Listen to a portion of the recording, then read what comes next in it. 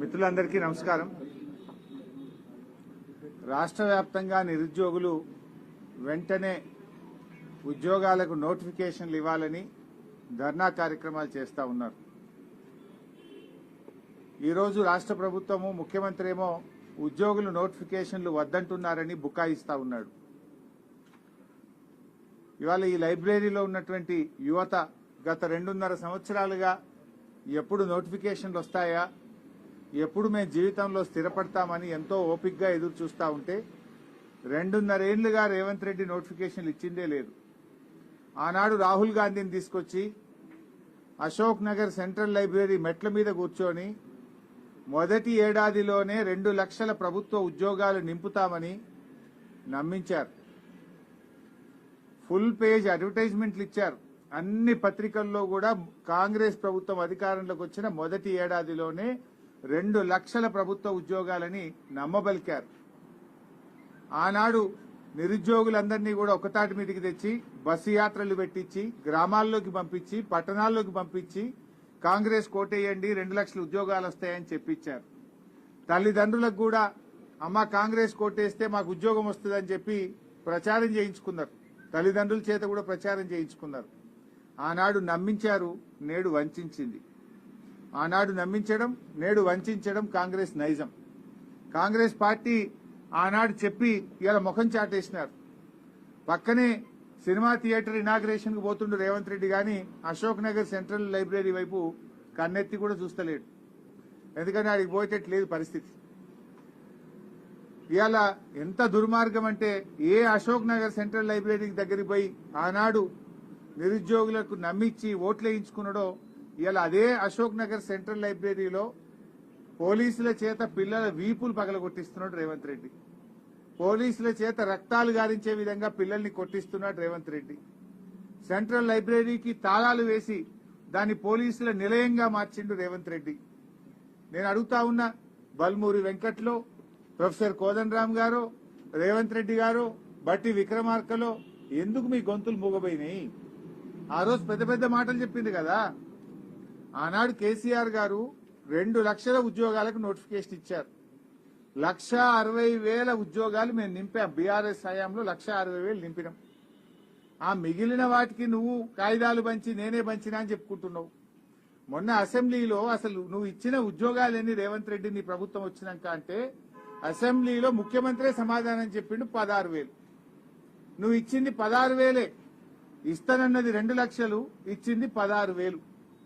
మరి మిగతా 1,84,000 ఉద్యోగాలు ఎప్పుడు ఇస్తావు? మరి ఆ మిగతా 1,84,000 ఎప్పటిలోకి ఇస్తావు? ఆల్రెడీ సగం పీరియడ్ అయిపోయింది, 2.5 సంవత్సరాలు అయిపోయింది నీది. ఇంకా నీ నోటిఫికేషన్ ఎప్పుడు, పరీక్ష ఎప్పుడు, ఫలితాలు ఎప్పుడు, ఉద్యోగాలు ఇచ్చుడు ఎప్పుడు? పోలీస్ డిపార్ట్మెంట్ లో 19,000 ఖాళీలు ఉన్నాయని నిన్న డీజీపీ చెప్తా ఉన్నాడు. మరి ప్రభుత్వం 19,000 ఖాళీలుంటే ఎందుకు పోలీస్ నియామకాలకు నోటిఫికేషన్ ఇస్తలేరు? 5,000కే ప్రభుత్వం అనుమతి ఇచ్చిందట. అంటే ఇంకా మిగతా 14,000 ఆపు పెడతావా రేవంత్ రెడ్డి? నువ్వే హోంమంత్రివి, నువ్వే ముఖ్యమంత్రివి. ఆనాడు జీవో 46 గురించి కూడా రెచ్చగొట్టి మాట్లాడినావు. పోలీస్ ఖాళీలు నింపాలన్నావు. ఆనాటి బీఆర్ఎస్ ప్రభుత్వం ఎప్పటికప్పుడు పోలీస్ నియామకాలు చేసింది. 40,000 constable, SI, civil, AR, armed reserve forces అన్ని రకాల ఉద్యోగాలు 40,000 పోలీసు ఉద్యోగాలు నింపింది. నువ్వు ఈ రోజు వరకు ఒక్క పోలీస్ నోటిఫికేషన్ కూడా ఇవ్వలేదు 2.5 సంవత్సరాల్లో. వెంటనే ఖాళీగా ఉన్న 19,000 కానిస్టేబుల్, ఎస్ఐ ఉద్యోగాలకు నోటిఫికేషన్ ఇవ్వాలని చెప్పి డిమాండ్ చేస్తా ఉన్నాం. అదేవిధంగా ఇవాళ ఎడ్యుకేషన్ కమిటీ రిపోర్ట్ ఇచ్చింది. విద్యా కమిషన్ అని వేసినావు నువ్వు. ఏమైంది కమిషన్ రిపోర్ట్? చెత్తబుట్ట దాఖలైందా? విద్యా కమిషన్ రిపోర్ట్ ఎందుకు నువ్వు డిలీట్ చేసినావు? విద్యా కమిషన్ రిపోర్ట్ ఎందుకు బయట పెట్టలేవు? ఇవాళ రాష్ట్ర వ్యాప్తంగా దాదాపు 30,000 ఉపాధ్యాయ పోస్టులు ఖాళీగా ఉన్నాయని లెక్కలు చెప్తా ఉన్నారు. మరి ఆ 30,000 ఉద్యోగాలు ఎప్పుడు నింపుతావు? మెగా డిఎస్సి అని ఊరించిన నువ్వు ఇవాళ ఇప్పటిదాకా ఎందుకు డిఎస్సి నోటిఫికేషన్ ఇస్తలేవు? మెగా డిఎస్సి కాస్త దగా డిఎస్సి అయిపోయింది. తక్షణమే రాష్ట్రంలో ఖాళీగా ఉన్న ఎస్జిటి స్కూల్ అసిస్టెంట్ పోస్టులకు మెగా డిఎస్సి విడుదల చేయాలని చెప్పి కూడా ఈరోజు మేము డిమాండ్ చేస్తా ఉన్నాం. అదేవిధంగా ఎస్సీ ఎస్టీ మైనారిటీ బీసీ గురుకులాల్లో కూడా అనేక ఖాళీలు ఉన్నాయి. గురుకులాల్లో ఉన్న ఉపాధ్యాయ ఉద్యోగాలకు నియామకానికి కూడా తక్షణమే నోటిఫికేషన్ విడుదల చేయాలని చెప్పి కూడా డిమాండ్ చేస్తా ఉన్నాం.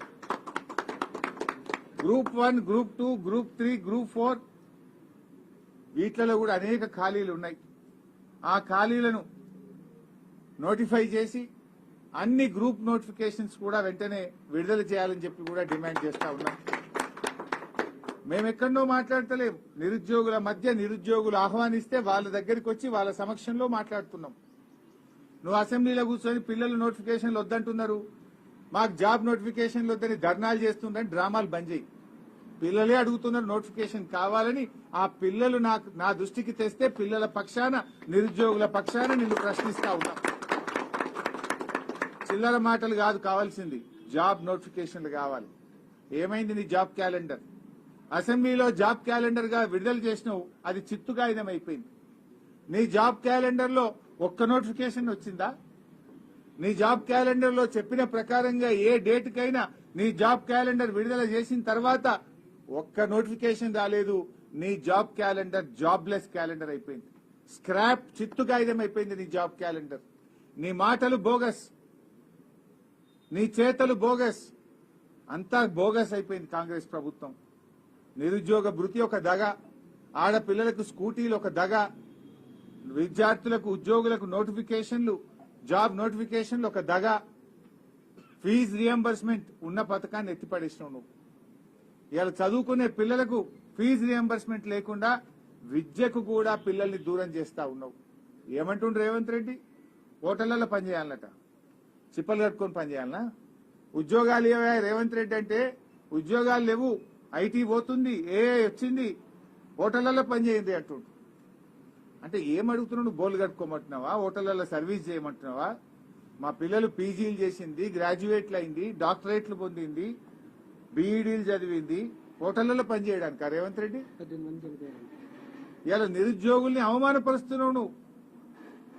2 లక్షల ఉద్యోగాలు ఇస్తాన నువ్వు హోటళ్లలో పనిచేసుకోండి, ప్రైవేట్ లో పనిచేసుకోండి అని ఇవాళ నిరుద్యోగ యువతను అవమానపరిచే విధంగా రేవంత్ రెడ్డి గారు మాట్లాడుతా ఉన్నారు. నువ్వు ఇచ్చిన మాటకు నిలబడతావా లేదా? ఏ యువతనైతే నీకోసం పనిచేసిందో ఆ యువత తిరగబడుతుంది, జాగ్రత్త అని హెచ్చరిస్తా ఉన్నాం. ఏ నిరుద్యోగులైతే నీ కాంగ్రెస్ పార్టీకి పనిచేసిండ్రో రేపు ఆ నిరుద్యోగులే నీ కాంగ్రెస్ పార్టీకి మరణ శాసనం రాస్తారు, జాగ్రత్త అని చెప్పి హెచ్చరిస్తా ఉన్నాం. అయ్యా భట్టి గారు, నువ్వే ఇచ్చినావు అసెంబ్లీలో జాబ్ క్యాలెండర్, మరి నీ జాబ్ క్యాలెండర్కి ఏమైనా ఉన్నదా? అసెంబ్లీలో చెప్పిన మాటకి ఏమైనా విలువ ఉన్నదా? ఎందుకు నోటిఫికేషన్లు ఆలస్యం చేస్తా ఉన్నారు? What is the reason? పాపం పిల్లలు లక్షల రూపాయలు ఖర్చు పెట్టుకుని హైదరాబాద్ లో దిల్సుఖ్ నగర్ లో, అశోక్ నగర్ లో రూములు కిరాయిలు తీసుకొని, కోచింగులు తీసుకొని లక్షల మంది పిల్లలు నీ జాబ్ నోటిఫికేషన్ల కోసం కళ్ళల్లో వత్తులేసుకొని చూస్తా ఉన్నారు. అనేక జిల్లా కేంద్రాల్లో పిల్లలు లైబ్రరీల్లో కూర్చొని రాత్రి పగళ్లు ఎప్పుడు నోటిఫికేషన్ వస్తుందా అని కష్టపడి చదువుకుంటా ఉన్నారు. అరే ఏజ్ రిలాక్సేషన్ ఇవ్వంటే ఇవ్వవు నువ్వు, అటు జాబ్ నోటిఫికేషన్ ఇవ్వవు, ఏజ్ రిలాక్సేషన్ కూడా ఇస్తలేవు. ఆనాడు బీఆర్ఎస్ 10 సంవత్సరాలు ఏజ్ రిలాక్సేషన్ ఇచ్చింది, నువ్వెందుకు ఏజ్ రిలాక్సేషన్ ఇస్తలేవు? ఎందుకు దాన్ని 34కే పరిమితం చేస్తా ఉన్నావు? ఎందుకు మొండి పట్టుదలకు పోతా ఉన్నావు? ఆ రోజు ఏమన్నావు? ఉద్యోగాలకు అప్లై చేసుకునే వాళ్ళకు ఫీజులు కూడా ఉండయి అన్నావు, మళ్ళీ ఫీజులు పెడుతుండే. ఇప్పుడు ఫీజులు ఉండయి, ఫ్రీగా అప్లై చేసుకోవచ్చు అని మాట్లాడినావు. మరి ఇప్పుడు ఎందుకు ఫీజులు పెడుతున్నావు? ఫీజులు ఎందుకు పెడుతున్నావు? నువ్వు మేము భోజనాలు పెడతాం, ఫీజులు ఉండయి, మేమే కోచింగ్లు ఇస్తాం, మేమే 2 లక్షల నోటిఫికేషన్లు ఇస్తామన్నావు. నోటిఫికేషన్ లేకపోయా, నీ భోజనాలు లేకపోయా, ముక్కు విండి ఏదైనా ఒక నోటిఫికేషన్ వస్తే ఫీజులు వసూలు చేయబట్టి. ఒక్క మాట అసలు నువ్వు ఒక్క రోజైనా ఒక మాట మీద నిలబడ్డావా? ఎవరి విషయంలోనైనా నిలబడ్డావా? సో మేము అందువల్లనే ఈ ఉద్యమం మరింత ఉధృతం కాకముందే, నిరుద్యోగులు తిరగబడక ముందే తక్షణమే మేల్కో రేవంత్ రెడ్డి జాబ్ నోటిఫికేషన్ విడుదల చేయాలని, జాబ్ క్యాలెండర్ ను అమలు చేయాలని, 2 లక్షల ప్రభుత్వ ఉద్యోగాలకు నోటిఫికేషన్లు ఇవ్వాలని వీరందరి పక్షాన డిమాండ్ చేస్తున్నాం. లేనట్టయితే నీ సెక్రటరియట్ ముట్టడికి పెద్ద ఎత్తున పిలుపునిస్తాం. రాష్ట్ర వ్యాప్తంగా ఉండే నిరుద్యోగులతోని మొత్తం అన్ని జిల్లాల నుంచి కలిసి మరి నీ సెక్రటరియట్ ను ముట్టడించేటువంటి పరిస్థితులు దగ్గరలోనే ఉన్నాయి. మరి అంత దూరం తెచ్చుకోవద్దని తక్షణమే నోటిఫికేషన్లు ఇవ్వాలని డిమాండ్ చేస్తా ఉన్నాం. సంపూర్ణ మద్దతు నిరుద్యోగులు పేర్లు మనం ఇప్పటికే చాలా ఉన్నాయి దాంట్లో. మా తమ్ముళ్ళు 33 జిల్లాలు తిరుగుతూ 33 జిల్లాల నిరుద్యోగ యువతను ఏకతాటి మీదకి తేవడానికి కృషి చేస్తా ఉన్నారు. వారికి మా సంపూర్ణ మద్దతును తెలియజేస్తా ఉన్నాం. మీరు అన్ని జిల్లాలు తిరగండి, నిరుద్యోగ యువతను ఒక్కతాటి మీదకి తీసుకురండి. ప్రభుత్వం మేల్కొంటే మంచిది, లేదంటే అందరం కలిసి సెక్రటరియట్ ను ముట్టడించి ప్రభుత్వం మీద ఒత్తిడి పెంచి జాబ్ నోటిఫికేషన్లు సాధించుకుందాం. నిరుద్యోగుల ఐక్యత 2 లక్షల ఉద్యోగులు